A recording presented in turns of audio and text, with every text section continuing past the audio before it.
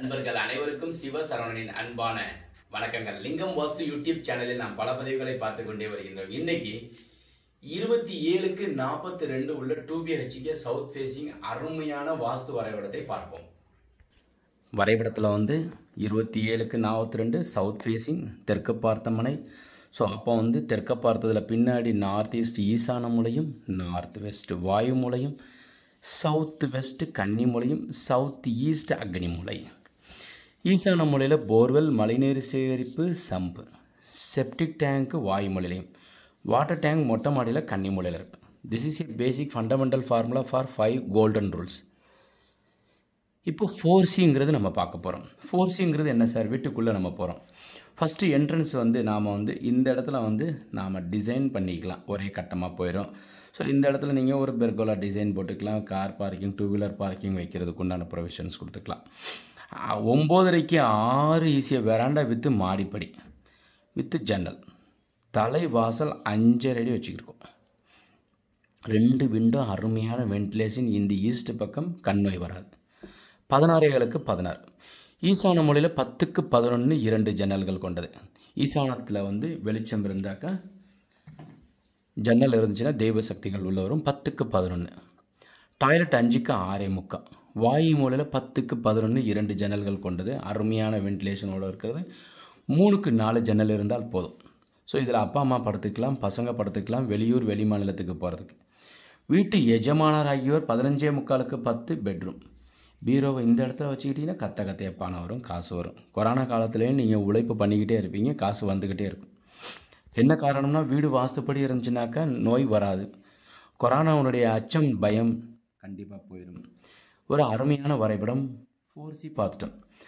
ரிஷபராசிக்காரர்களுக்கும், கன்னி ராசி, மகர ராசிக்காரர்களுக்கும் 9/18/27 பிறந்தவர்களுக்கும் இந்த தெற்கு திசை மனை, வீடு, தொழிற்சாலை, கடை யோகத்தை கொடுக்கும்.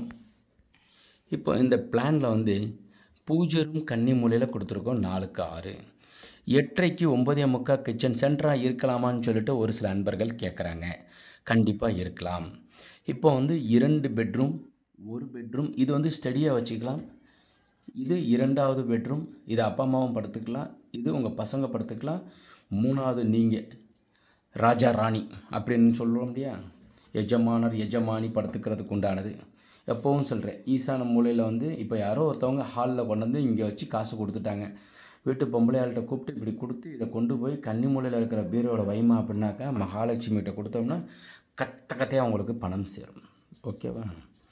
2 ஜன்னல் வச்சுருக்கிறேன். 2 ஜன்னல் வச்சோம்னா இன் அண்ட் அவுட்டு பாசிட்டிவ். உங்களுக்கு வீட்டுக்குள்ளே ஏதோ ஒரு நெகட்டிவ் இருந்துச்சுனாக்கா வெளியே போயிடும், இல்லைன்னா அங்கேயே சுற்றிக்கிட்டே இருக்கும். கட்டில் பாருங்கள், இந்த இடத்துல போட்டிருக்கிறேன்.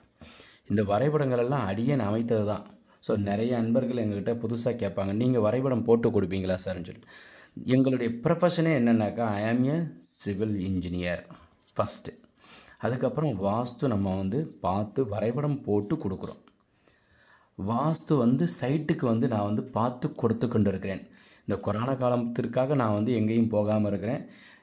பட் உங்களுடைய வரைபடத்தை என்னுடைய வாட்ஸ்அப் நம்பர் 99521 66706 or 9344100694க்கு நீங்கள் வாட்ஸ்அப் அனுப்பலாம். மற்றும் ஜாதகத்தோடு இணைஞ்சி பிளானை பார்த்தா இன்னும் கொஞ்சம் முழுமையாக இருக்கும். நாம் திருமணம் செய்கிறதுக்கு நம்ம ஜோதிடத்தை பார்ப்போம் 7ஆம் இடம். இது மாதிரி லக்னத்துக்கு 4ஆம் இடத்தை நம்ம பார்த்து தெரிஞ்சு அதன்படி செயல்பட்டால் வீடு தடையில்லாமல் முடியும். இப்போ இந்த வரைபடம் நம்ம பார்த்துட்டோம். இப்போது ரிஷபராசிக்கு, கன்னி ராசிக்கு சனியினுடைய தாக்கம் முடிஞ்சிருச்சு. மகர ராசிக்கு மட்டும் 7 நடந்துக்கிட்டே இருக்குது. மகர ராசி, மகர லக்னக்காரர்களுக்கு கண்டிப்பாக தெற்கு திசைக்கு உண்டானது யோகத்தை கொடுக்கும். கம்பல்சரியாக 7 நடக்கும்போது சனியினுடைய தாக்கத்திற்கு திருநள்ளாறு, திருக்கொல்லிக்காடு போயிட்டு வாங்க. செவ்வாய் திசைக்கு உண்டானவர் எம்பெருமான் முருகன். ஸோ அதனால் முருகன் கோயில் பக்கத்தில் இருக்கிற முருகன் கோயிலுக்கு போயிட்டு வாங்க. வீட்டில் இப்போ நீங்கள் தனியாக வீட்டிலே இருக்கீங்கன்னாக்கா கம்பல்சரியாக முருகன் வீட்டில் தனியாக வச்சுருக்கீங்கன்னா பால் அபிஷேகம் செய்யுங்க. அந்த தீர்த்தத்தை நம்ம குடிச்சிக்கலாம். அருமையாக இருக்கும், ஆரோக்கியமாக வாழலாம். எந்த விதமான பயம் இருக்காது. யாருக்கெல்லாம் இந்த ஆக்சிஜன் தேவைப்படுதுனாக்கா ஜன்னல் உங்கள் வீட்டில் மூடி வச்சுருக்கீங்கன்னு அர்த்தம். அப்போ திறந்து வைங்க. வீட்டில் இருக்கிற ஜன்னல்கள், நிலைகள் காற்றோட்டமாக வச்சுக்கோங்க. ஆரோக்கியமாக வசிக்கிறதுக்கு உண்டான வாய்ப்பு எம்பெருமான் சிவபெருமான் கொடுப்பார். நோய் வந்து கொடுக்கணுங்கிறது எந்த விதமான ஒரு விதியும் இறைவன் கொடுப்பதில்லை. நாமளே உற்பத்தி செய்து நாமளே வந்து ஏற்படுத்தி கொள்வது. ஆரோக்கியமாக வாழ்வது தான் இறைவன் எம்பெருமான் பார்ப்பார். அதனால் இறைவன் யாருக்குமே வந்து தீங்கு நினைப்பதில்லை. ஒரு தாய் தன்னுடைய குழந்தை நல்லா இருக்கக்கூடாதுன்னு நினைப்பது கிடையாது. அது மாதிரி இறைவன் எப்பொழுதும் குறையாக நினைப்பதில்லை, நிறைவாக நினைப்பதுண்டு. அதனால் வந்து ஒரு மனிதன் வாழ்ந்தால் 120 ஆண்டுகள் வாழ்ந்து மேலே போகணுங்கிறது தான் விதி. அதனால் அவசியமாக கோயில் குளத்திற்கு கொரோனா முடிஞ்ச உடனே போயிட்டு வாங்க. இது மாதிரி வாஸ்துப்படி வீடு கட்டி நம்ம நலமாக வாழ்வதற்கு உண்டான வாய்ப்பை இறைவன் கொடுத்துருக்கிறாரு. உங்களுடைய ஏதாவது தகவல் தேவைப்பட்டால் இந்த 2 நம்பருக்கு நீங்கள் வாட்ஸ்அப் அனுப்பலாம்.